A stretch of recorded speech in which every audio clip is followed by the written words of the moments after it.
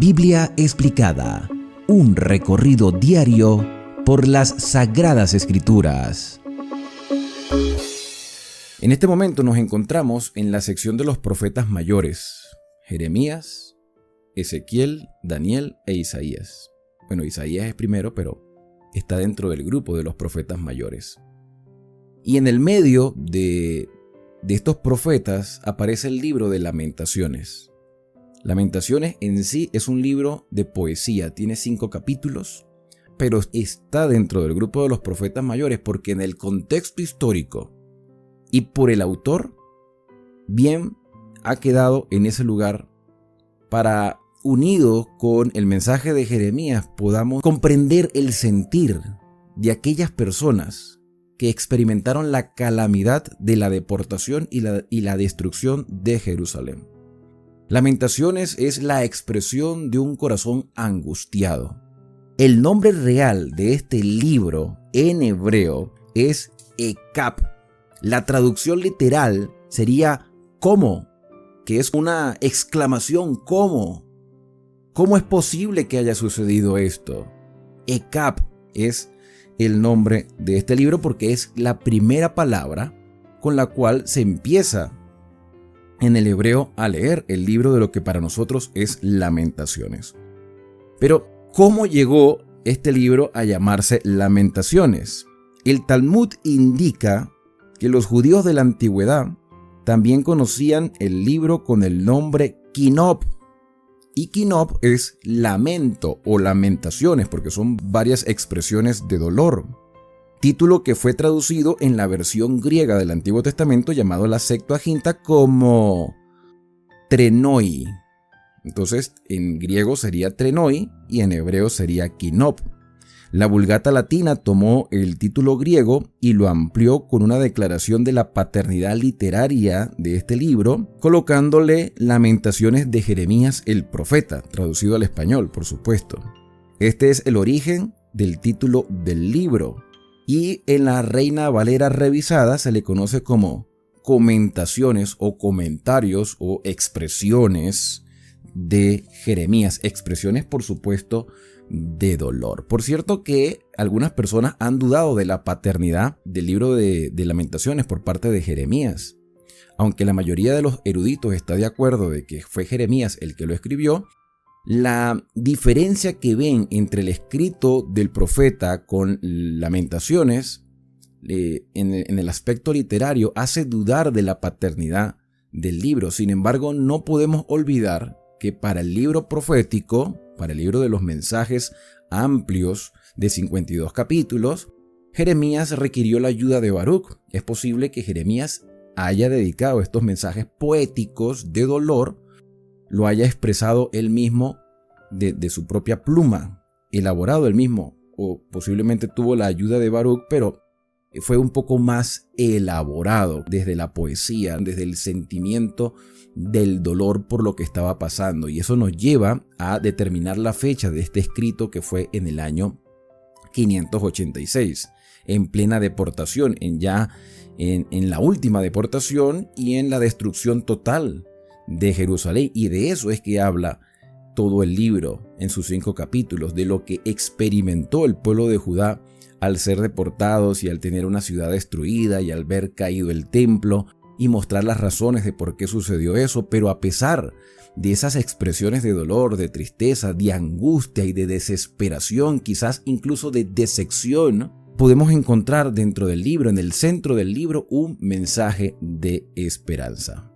Voy a mostrarles cómo está bosquejado el libro. Tiene 5 capítulos, como ya mencioné al principio. Sin embargo, hay un detalle que no puede pasarse por alto, y es el hecho de que los capítulos 1, 2, 4 y 5 tienen 22 versículos. Y el 3, es decir, el capítulo central, tiene 66 versículos, aunque sabemos que estos capítulos y versículos fueron añadidos posteriormente. De igual forma, estas divisiones de capítulos y versículos estaban basados por los temas como se había estructurado el escrito según sus mensajes. La primera sección, que abarca todo el capítulo 1, pudiéramos titularla Las tristezas, las expresiones de tristeza de Sión, de Jerusalén, una Jerusalén cautiva. El capítulo número 2 nos muestra que esas tristezas fueron permitidas por el Señor. El mensaje central es la esperanza de esa liberación, de que ya no experimentaran tristeza, sino que retornarían a la tierra de Jerusalén para que fuera reconstruida. En medio del dolor hay esperanza. El capítulo 4 muestra el castigo de Sión como ya consumado. Y por último, una oración del mismo pueblo. Jeremías, representando al pueblo, hace una oración por esa aflicción que les ha tocado vivir. Ahora, ¿por qué providencialmente, para no decirlo casualidad, por qué 4 de estos 5 capítulos tienen 22 versículos y solo uno tiene 66? Se pueden sacar varias conjeturas, sin embargo, hay una que es muy fuerte y es el hecho de que los capítulos 1, 2 y 4 son acrósticos. ¿Y qué significa el hecho de que sean acrósticos? Que al inicio de cada uno de los versículos se utiliza una de las letras del alesfato o alfabeto. Bueno, el nombre correcto es alesfato, es decir, las letras que comprenden el idioma hebreo. Voy a colocarles a ustedes para que, repasemos, creo que esto lo hemos visto también en otra oportunidad, cuáles son esas letras del alesfato. Se llama alesfato porque la primera es el alef. Para nosotros en castellano se llama abecedario porque así comienza, ABC. En este caso, el alesfato comienza con el alef, después viene bet, gimel, dalet, hei, bat, zain, yet, tet, yod, kaf, lamem, mem, num, samet, ayin, pep, sadik, kof, resh, shin y tau.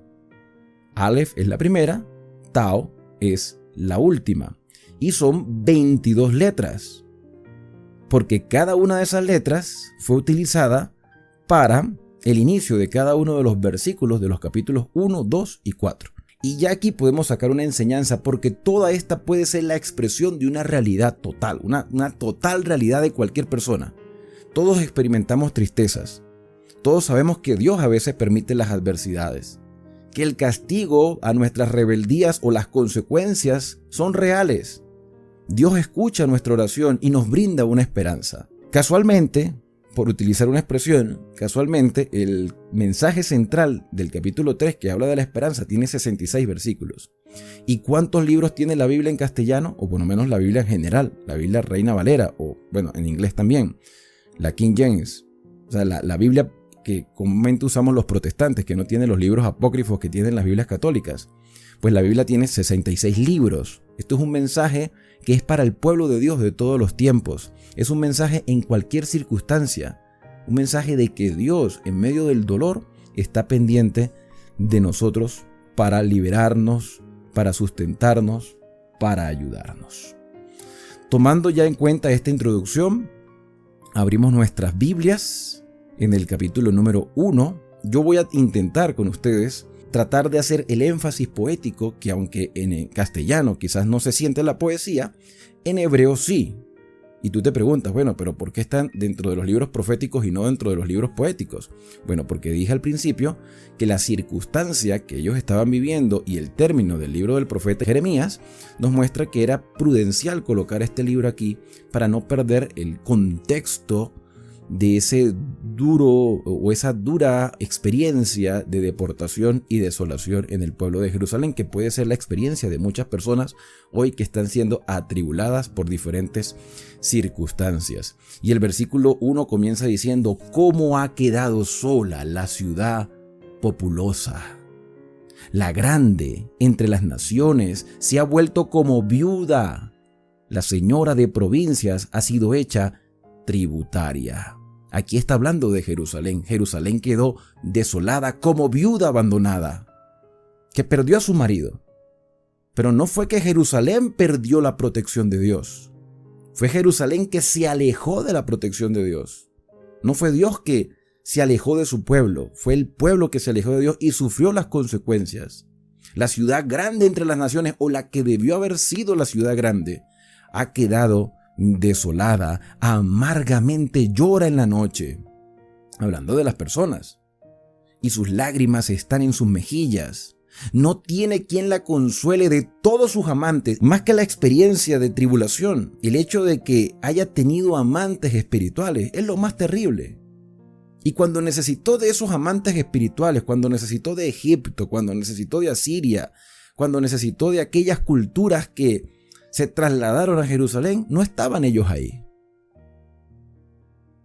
No tiene quien la consuele. Todos sus amigos, yo le pondría comillas a esos amigos, todos sus amigos le faltaron, se volvieron enemigos. Judá ha ido en cautiverio a causa de la aflicción y de la dura servidumbre. Ella habitó entre las naciones y no halló descanso. Todos sus perseguidores la alcanzaron. Las calzadas de Sión tienen luto, porque no hay quien venga a las fiestas solemnes. Había 3 fiestas principales: la Pascua al principio del año, el Pentecostés a los 50 días después de la Pascua y la fiesta de las cabañas en el 7º mes, que también era el inicio de otro calendario, porque había calendario civil y calendario religioso. Esas eran las 3 fiestas principales y de ellas se desprendían otras fiestas más, incluyendo el Yom Kippur. Entonces no hay nadie ahora que venga a las fiestas. ¿Por qué? Porque no hay templo. El templo fue destruido. Todas sus puertas están asoladas. Sus sacerdotes gimen. Sus vírgenes están afligidas. Y ella, la ciudad, tiene amargura. Fíjate que el lenguaje que se está utilizando aquí es en tercera persona. El profeta dice: esto es lo que está pasando, esto es lo que está sucediendo. Sus enemigos han sido hechos príncipes. Sus aborrecedores fueron prosperados, porque Jehová la afligió a la ciudad de Jerusalén por la multitud de sus rebeliones. Y aquí se muestra el motivo por el cual Jerusalén, Judá e Israel llegaron a esa circunstancia. Dice: por la multitud de sus rebeliones. Ya no se utiliza aquí la palabra como tal pecado, se utiliza rebelión, que es algo que se hace premeditadamente. Sus hijos fueron en cautividad delante del enemigo. Desapareció de la hija de Sión toda su hermosura. Sus príncipes fueron siervos que no hayan pastos, o sea, están pasando por necesidad, y anduvieron sin fuerza delante del perseguidor. Jerusalén, cuando cayó su pueblo en manos del enemigo y no hubo quien la ayudase, se acordó de los días de su aflicción y de sus rebeliones. Es decir, cayeron en cuenta de por qué estaban en esa circunstancia y todas las cosas agradables que tuvo desde tiempos antiguos. La miraron sus enemigos y se burlaron de su caída. Pecado cometió Jerusalén, versículo 8. Pecado cometió Jerusalén. Primero se menciona la rebeldía y después se hace énfasis a que ellos cometieron pecado. ¿Y qué es el pecado? Es transgresión de la ley de Dios, es apartarnos de la voluntad del Señor, es perder la comunión con el Señor, es echar por tierra el pacto de intimidad que Dios quería tener con sus hijos para que ellos fueran un testimonio a las demás naciones. Pecado cometió Jerusalén, por lo cual ella ha sido removida. Todos los que la honraban la han menospreciado, porque vieron su vergüenza y ella suspira y se vuelve atrás. Su inmundicia está en sus faldas. Qué horrible, ¿verdad que sí? Su inmundicia ya no es la ciudad santa. Ahora es un pueblo inmundo a causa del pecado. Su inmundicia está en sus faldas, como hablando de una fornicación espiritual, y no se acordó de su fin, es decir, no le prestó atención a las advertencias del Señor. Por tanto, ella ha descendido sorprendentemente y no tiene quien la consuele, aunque no debió haber sido tan sorprendente porque Dios constantemente enviaba a sus profetas, pero la tomó de sorpresa. Mira, oh Jehová, mi aflicción, porque el enemigo se ha engrandecido. Extendió su mano el enemigo a todas sus cosas preciosas. Ella, la ciudad, Jerusalén, el pueblo, ha visto entrar en su santuario, en el templo, a las naciones. A esas naciones vecinas, contaminadas también por la idolatría. Entraron, pero no fue en el momento de la destrucción, entraron desde antes. ¿Cómo entraron desde antes? Porque Jerusalén adoptó las costumbres que ellos tenían, de las cuales mandaste que no entrasen en tu congregación. Israel, Judá debía mantenerse en pureza espiritual. Todo su pueblo buscó su pan suspirando. Dieron por comida todas sus cosas preciosas para entretener la vida. Mira, oh Jehová, y ve que estoy abatida. A partir de el versículo 11 cambia el lenguaje de tercera a primera persona. En los primeros 10 versículos, o en estos primeros 11 versículos, y ya en la parte final del versículo 11 cambia, en estos primeros versículos es como que si Jeremías en tercera persona muestra, cómo ha caído la ciudad por su pecado, por su rebelión, por desatender las advertencias del Señor. Ha quedado desolada, ha quedado abatida, abandonada, nadie la quiere, la humilla y se burlan de ella. Ahora es como que si la ciudad, el pueblo mismo, como un todo, se acerca al Señor a expresar su dolor.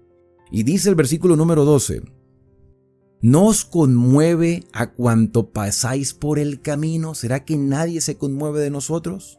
Mirad y ved si hay dolor como mi dolor que me ha venido. Aquí está en primera persona. La ciudad de Jerusalén, hablando simbólicamente, expresando el sentimiento del corazón de los que habían quedado y los que habían sido llevados cautivos. Porque Jehová me ha angustiado en el día de su ardiente furor. Desde lo alto envió fuego que consume mis huesos. Ha extendido red a mis pies. Me envió atrás, me dejó desolada y con dolor todo el día. Lo interesante de estos versículos es que la expresión hace entender como que Dios fue el causante de todo ese daño. O sea, leer estos versículos de manera descontextualizada es decir, Señor, tú eres el culpable de nuestro dolor. Y así somos a veces cuando las cosas no salen como las habíamos planeado. O cuando las cosas salen totalmente contrarias a un bienestar. Y decimos, Señor, tú has causado dolor en mi vida. Pero los versículos anteriores nos muestran que fue el pecado y la rebeldía de Judá la que la llevó a esa condición, solo que Dios retrajo su protección y la dejó a que sufriera su propia consecuencia. El yugo de mis rebeliones ha sido atado por su mano. Mis rebeliones. He sido yo el causante de mis propios dolores. Ha debilitado mis fuerzas, atadura han sido echadas sobre mi cerviz. Ha debilitado mis fuerzas. Me ha entregado el Señor en manos contra las cuales no podré levantarme. Es decir, que la fuerza de Jerusalén y la opulencia y la gloria que llegó a tener Judá e Israel en un tiempo era porque Dios les había dado ese privilegio, esas bendiciones.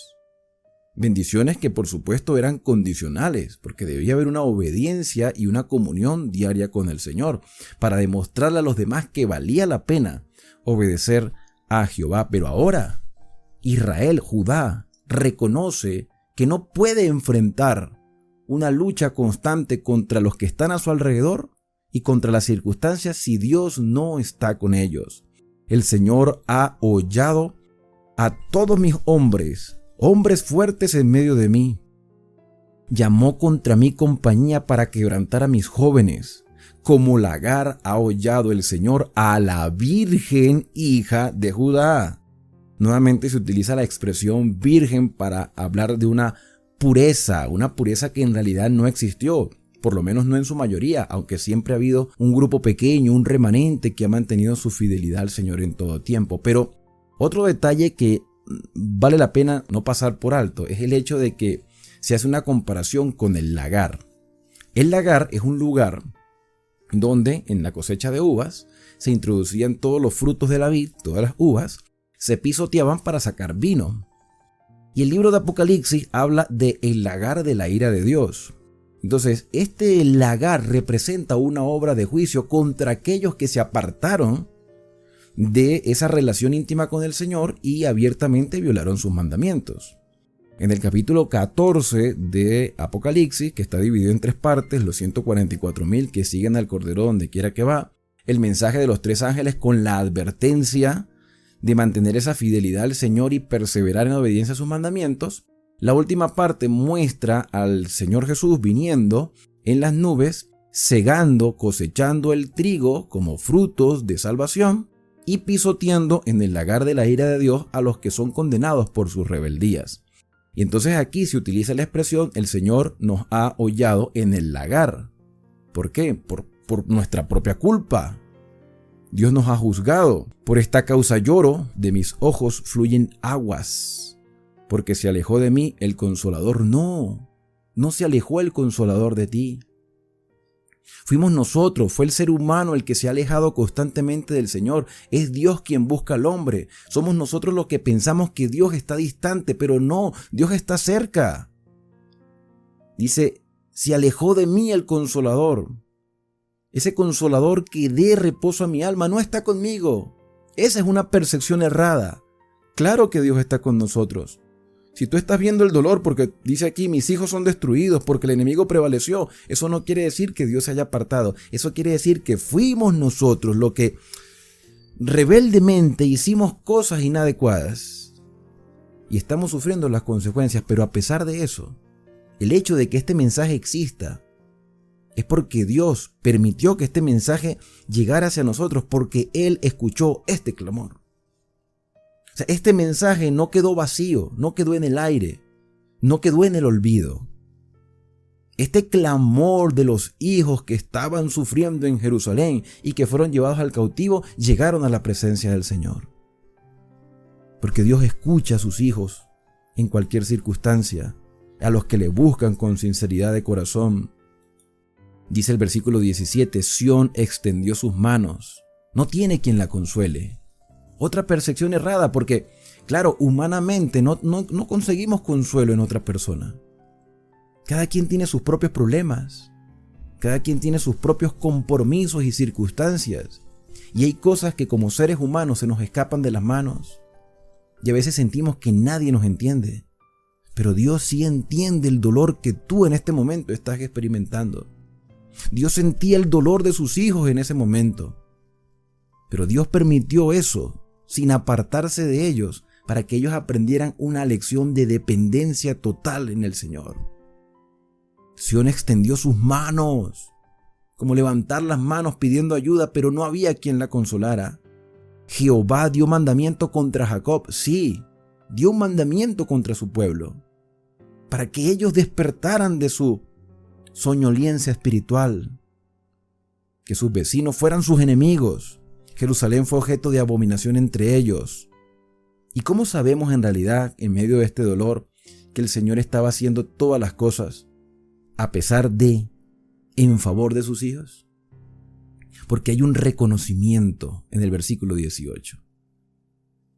Jehová es justo. En medio de esta circunstancia, se puede expresar con seguridad que Dios, en todo lo que ha hecho, lo ha hecho con justicia. El Señor es justo. Yo contra su palabra me rebelé. Y recuerden que aquí está hablando Jerusalén. Por medio del profeta Jeremías se está expresando el sentimiento de aquellos que en su momento reflexionan y dicen, ¿estamos así por nuestra propia culpa? Y mire, hermanos, nosotros debemos también tener ese momento de reflexión y de reconocimiento de nuestras faltas. La mayoría de las enfermedades son a causa de nuestra intemperancia. La razón por la cual nuestros hogares fracasan es porque tenemos defectos de carácter. Y a veces somos duros para reconocer que estamos equivocados. La razón por la cual las cosas no salen como queremos es porque no nos acercamos a Dios para consultarle. Queremos hacer las cosas a nuestra manera. Pero Dios, en las decisiones que toma, las hace con justicia. Por eso es importante depender de Él. Yo contra su palabra me rebelé. Oíd ahora, pueblos todos, entiendan todos y ved mi dolor, vean cómo yo estoy, para que ustedes no pasen por lo mismo que yo estoy pasando. Mis vírgenes y mis jóvenes fueron llevados en cautiverio. Di voces a mis amantes, mas ellos me han engañado, porque no podemos poner nuestra confianza en más nada ni en más nadie que no sea el Señor. Mis sacerdotes y mis ancianos en mi ciudad perecieron, buscando comida para sí con qué entretener su vida, es decir, con qué sustentarse. Mira, oh Jehová, estoy atribulada. Mis entrañas hierven, mi corazón se trastorna dentro de mí, porque nuevamente se reconoce que fueron las rebeldías lo que llevaron a Jerusalén a esa circunstancia, porque me rebelé en gran manera. Por fuera hizo estragos la espada, por dentro señoreó la muerte. Oyeron que gemía, mas no hay consolador para mí externamente hablando. Es decir, personas o circunstancias de lo que yo consideraba que eran la fortaleza de mi vida, todo eso me decepcionó porque nada me causa consuelo. Lo que yo estoy viviendo solamente lo siento yo y tengo la seguridad de que Dios es el único que me entiende. Nadie alrededor puede entender lo que yo estoy pasando. Oyeron que gemía, mas no hay consolador para mí. Todos mis enemigos han oído mi mal, se alegran de lo que tú me hiciste. Harás venir el día que has anunciado y serás como yo.